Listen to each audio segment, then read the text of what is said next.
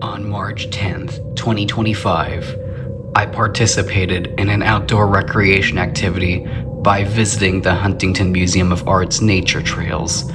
The purpose of this activity was to fulfill my outdoor recreation assignment, but also to take a break from my routine and spend some time outdoors. The weather that day was very calm and slightly warm, which made me eager to get outside and explore. I arrived at the museum's entrance around 3:30 p.m. My mom joined me for the adventure, acting as the cameraman for the journey, capturing video of the surroundings and moments along the trail. This allowed me to focus on the experience while also having visual memories to reflect on later. I found myself drawn to the abstract art sculptures in the area. There was also a nest that appeared to have been built for the little brown bat, a species at risk due to a deadly fungal disease known as white nose syndrome. The butterfly garden, which flourishes from late spring to early fall, felt abandoned since it was still early spring and no flowers had bloomed yet. I had originally planned to visit the Two-Bird Foundation Sensory Trail, but it was closed for maintenance, with construction vehicles nearby, disrupting the otherwise peaceful setting, but I knew it was for the better, so I didn't mind. Overall, I thought the trails were well maintained, with many retaining walls you can see along the sides, while some paths seemed a little reinforced with gravel or crushed asphalt, which provided a stable walking surface.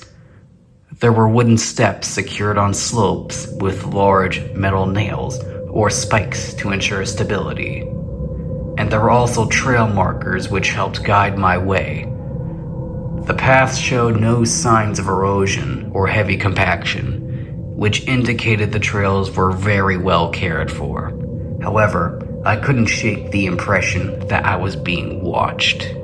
The stone faces carved into the rocks along the trail seemed to follow me with their hollow eyes.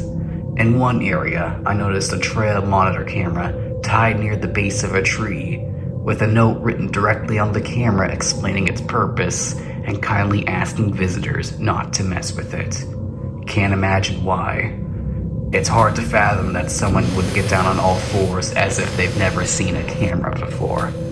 The museum trail also featured plenty of benches, offering a perfect spot for anyone who needed a break or simply wanted to sit and soak in the natural surroundings.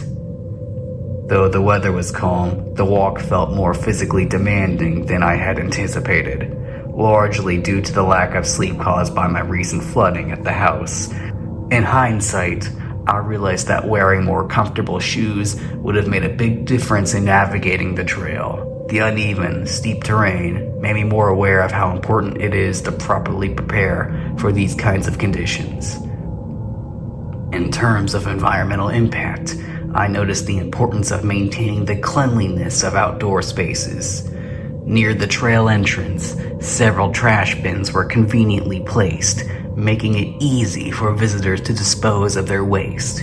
Yet, despite this, some people still choose to litter along the trails.